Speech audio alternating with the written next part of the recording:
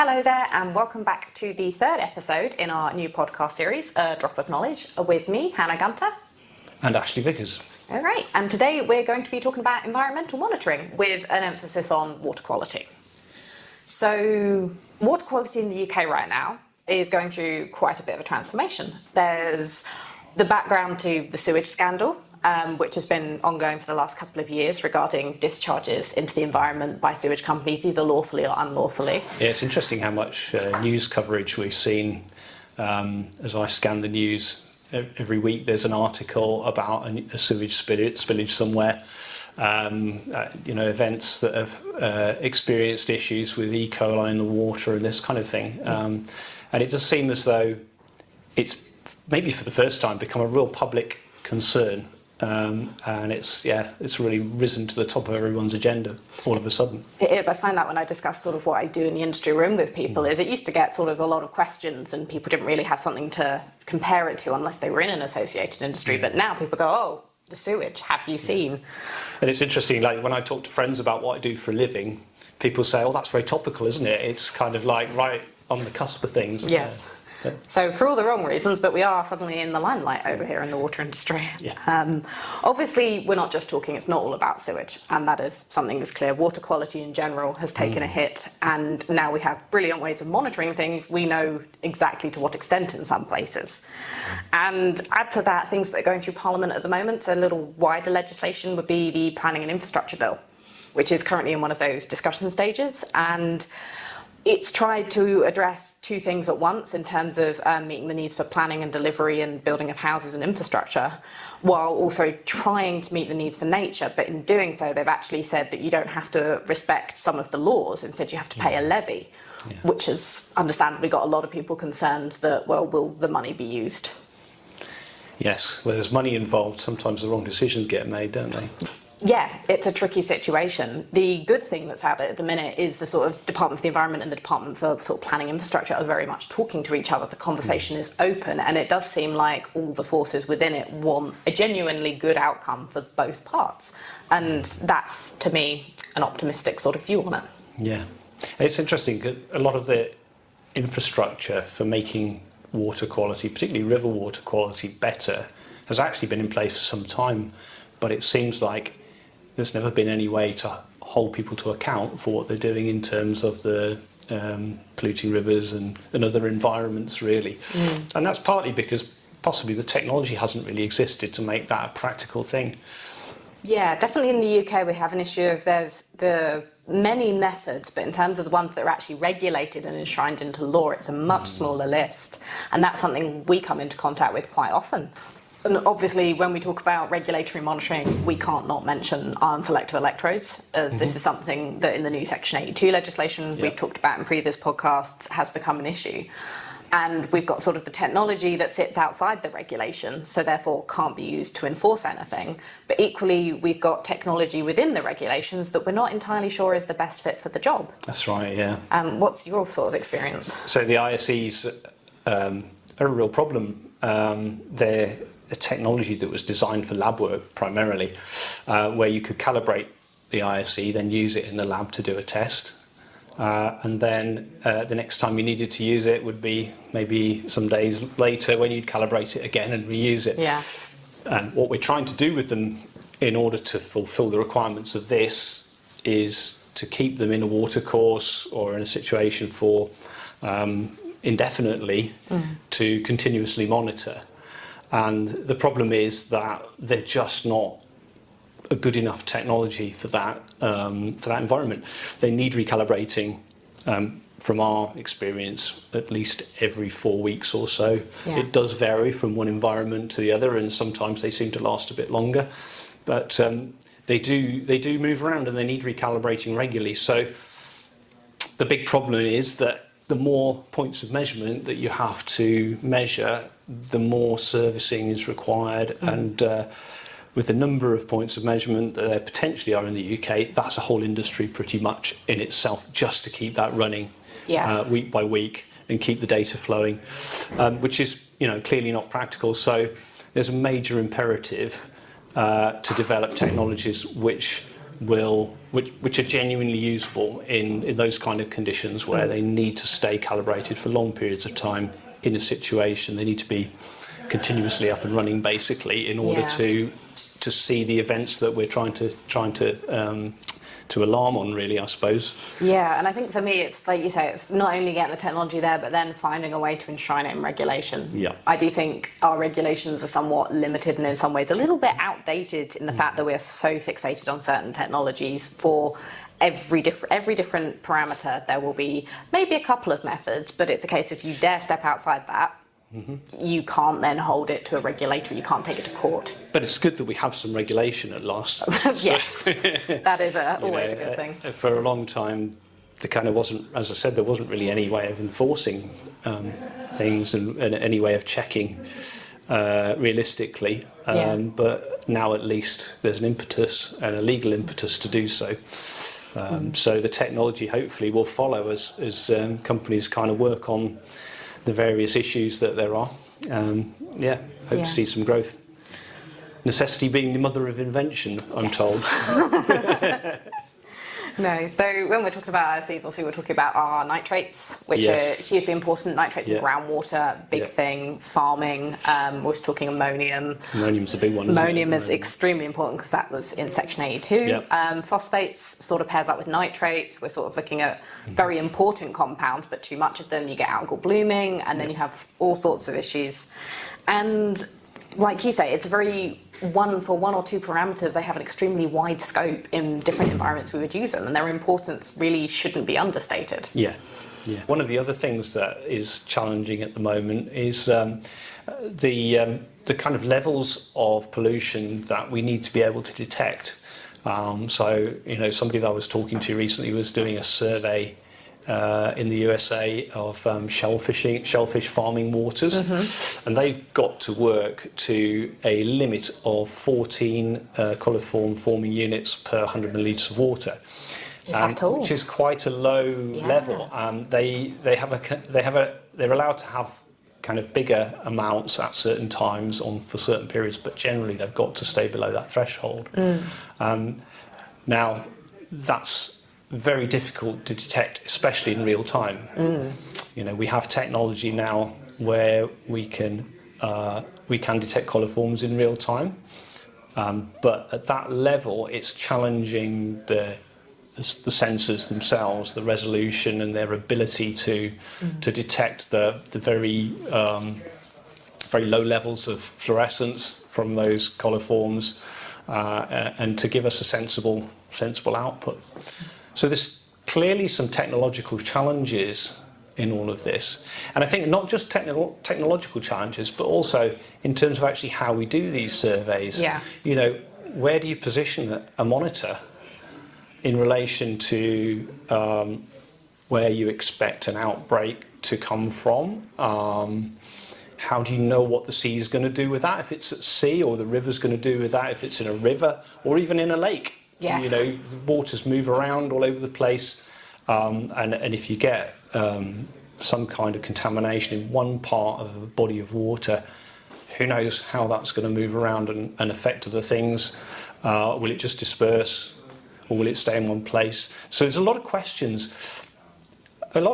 about kind of the practicality of environmental monitoring, and it seems to me it'd be quite easy to monitor in the wrong place and think you're seeing nothing, and actually find later that you've missed a whole lot of problems. There's nothing so good at saying you've got good water quality than a buoy located 2 miles offshore. Exactly. And I've seen a few of those. I think you raise a very valid point there. And shellfish waters, you get bathing waters, positioning, especially when you're on the coast, is so important. The amount of a priori knowledge you need to have as to how currents work and directions and tides, tidal range, even things like fetch have become important. And what seems like a relatively simple thing, well, we've got terrible bathing waters, why don't we just stick monitoring on them, is if only it were that easy.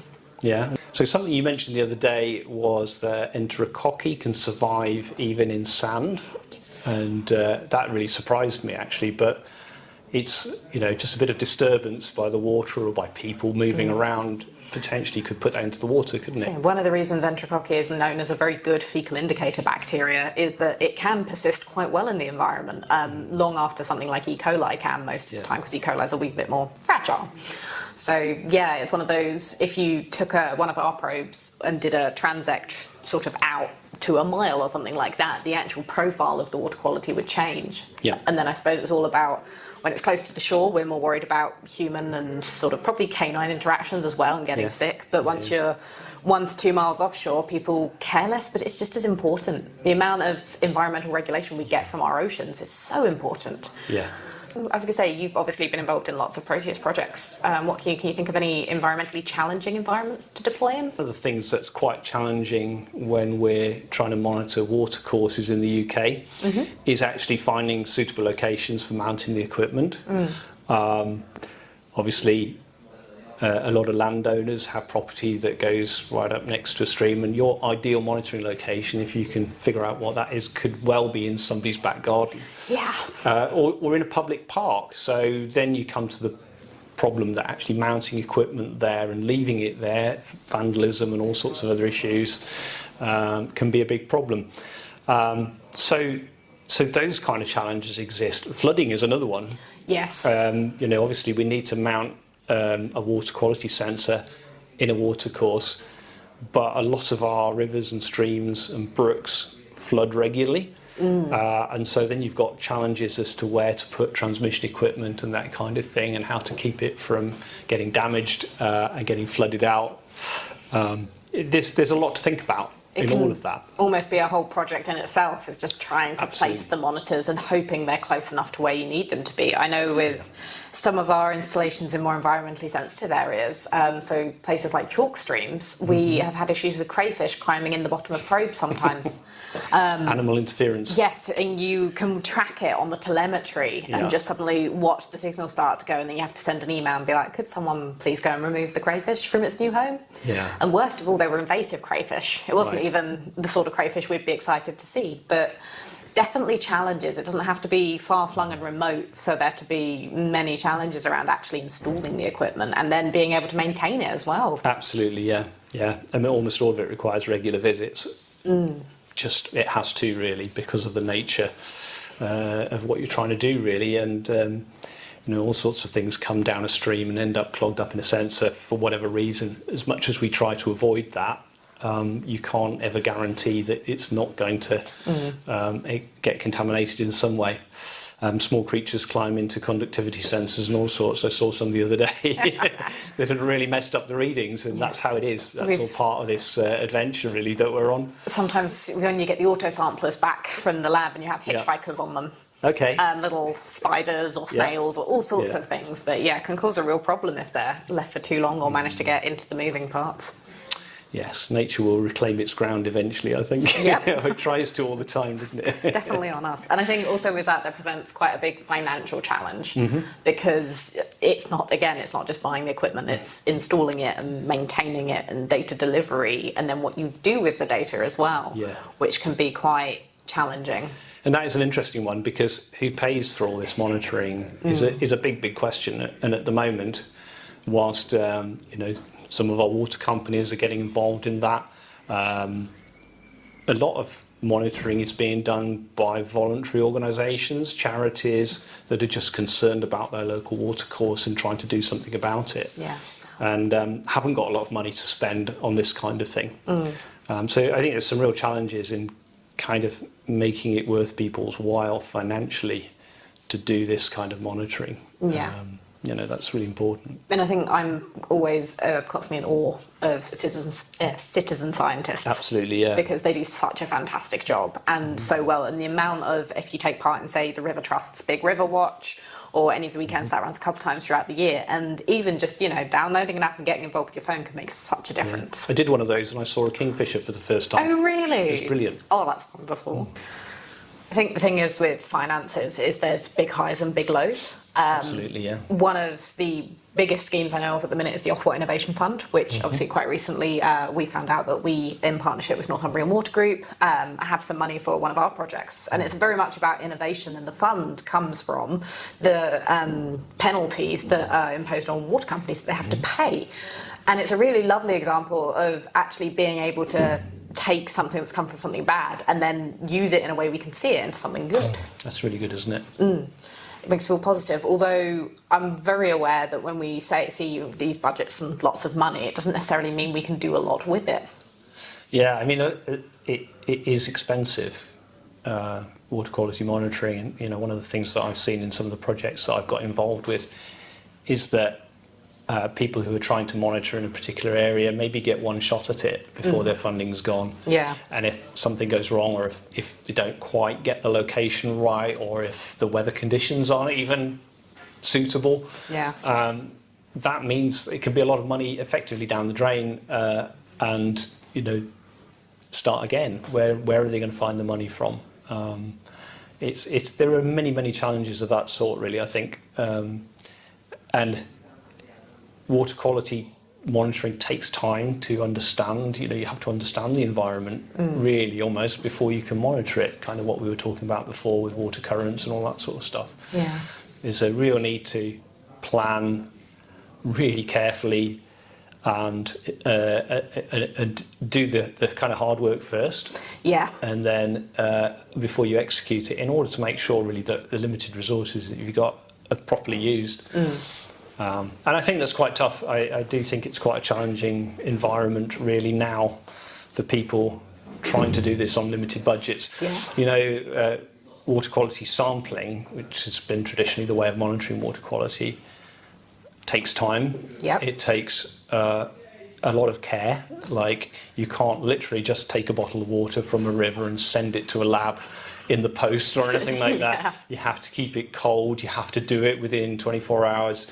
You have to potentially split your sample and send it to 2 different labs to get verification of the results. Yeah. And all of that is time and money, and you don't want to waste any of that. No. Especially if you're on a tight budget. So yeah, there's a lot of challenges. I think, you know, I came across one company that was working on a fairly small island, and there was literally only one lab they could send their samples to that was accredited and you know, used a kind of standard monitoring system, a standard sampling testing system.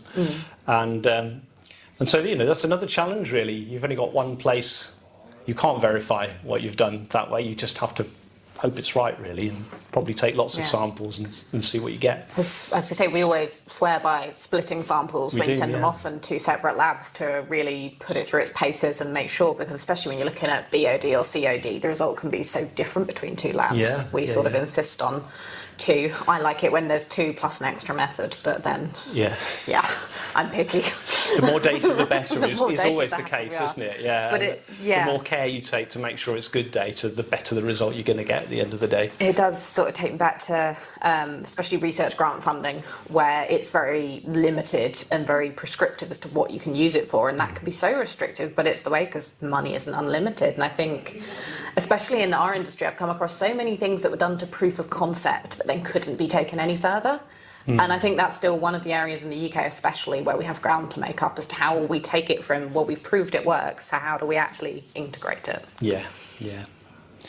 So the good thing is that the legal imperative that we were talking about earlier is bound to bring money into this business, really, ultimately. Yeah. Because when you've got to do something, you have to find the money to do it somewhere. So it will happen eventually. We've just mentioned the fact that we like to split samples and use as many methods as possible to really put things through their paces, but it's not just in terms of the method you're using, also challenges regarding understanding the entire scope of conditions. Yep. And I think the obvious one for me that pops into that is when you've got sort of 2-season weather, monsoon water quality will be affected in different ways than dry season water quality will be. And especially in monsoon conditions, it can be quite dangerous to go out and sample. It's difficult to put an installation in if the area is going to be in flood for sort of half the time. And weirdly enough, we don't just see that overseas. Obviously in the UK it rains quite a lot, but we are in a temperate climate. But thinking about even with our bathing water directive, so currently designated bathing waters are monitored once a week during the bathing water seasons. That's from mid-May to September, and they get done once a week. However, when and where they get monitored really depends on the time of day that the staff manage to get there to do it. So it all comes down to manpower. So you could have 3 weeks worth, so 3 samples, all taken under different conditions and have very little relation to even 2 hours later, as opposed to each week to week. And so there's real-time monitoring is really important, isn't Yeah. it? It's something that's desperately needed because it takes so long to get samples tested in the lab, by which time the water conditions may have changed beyond recognition, really. and sort of makes me think back to things that we've projects we've been involved in where we've had to go slightly the extra mile in order to get samples. I know for one, during my research, I was dangling off of a inflatable boat in the middle of Edgbaston Reservoir for quite a couple of years back now, but that was the first time I was introduced to Proteus. Yep. Well, I've seen a company fixed a Proteus to the back of a canoe and had a telemetry monitoring outstation across the gunnels, and they were paddling around collecting samples, and eventually tied the boat to a bridge and left it to monitor for a while. That's and wonderful. Amazingly, it was very effective. Yes. And we got a great set of data from that. But there's all sorts of ways of kind of doing it, aren't there? Yes, I think we're definitely getting into the more innovative territory now, especially with a better understanding, as you said earlier, about how bad our water quality is, but also the range of things that are affecting it. Obviously, we'd be remiss if we didn't include the drone project we're currently involved in. Absolutely, yeah. So flying water quality. Yep.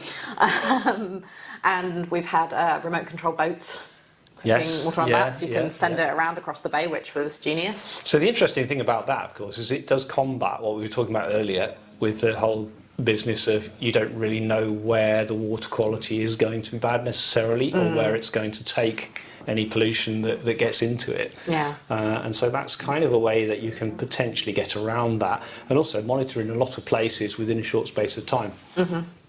Yes, for sure. And I was thinking our buoy projects. And there's quite a few of those in the work now, because you can actually have a network between different bays. So where you have multiple outfalls, you can actually get a much better understanding of how that pollution moves and how it interacts with the environment. And it's all got to be obviously backed up by sensors we can trust and put faith in. Yep. I mean, we talk about how far people have gone for water samples, and going back to me dangling off a boat in the middle of Edgbaston Reservoir, which is in the middle of Birmingham city centre, just sort of out to the side. And I wasn't just doing the reservoir, so I was also doing the river, which would be the Ray, and some of the canal network. So it was about 9 a.m. on a Monday morning, and there's me with one of the 6 kilogram old Proteus units on a backpack, and I had pockets full of water samples and ice blocks because I had to keep them cold. But it was the only way to balance, and there's just me trudging through New Street in order to get the samples that I needed. And I wonder what on earth people thought. I don't want to know what people thought. It was an experience, but it's one of those things. We will go pretty far to get water samples, but I think that was about 6 years ago now. Yeah. We have made such big strides in ways we collect things and things to go around. The fact that innovation is actively being supported in the industry, I think some of the national attention has definitely paid off in that respect. I mean, the cloud and the internet is a big deal, isn't it? Yes. Relatively recent development, really, but now you can locate a remote water quality monitor almost anywhere and get it to report its results back to any office. Anybody with a browser can get a hold of the data, and that is amazing, really. I think it's also opened up for sort of bringing the public in, because absolutely. I've definitely been to places when abroad and sort of travelling where there's schemes to actually make it into understandable data for the general person to consume and make a decision, and it gives us a lot of agency, which is nice. It's no longer a big question, and given, especially since COVID, everyone's gone into their wild swimming and water sports and things like that. No one wants to be getting sick from the water. No. Okay, well, thanks for joining us on our podcast today. It's been fun to talk about water monitoring and the challenges that we face in that field. We hope you'll check out the other podcasts in our series, And join us for another one in the future. Bye for now.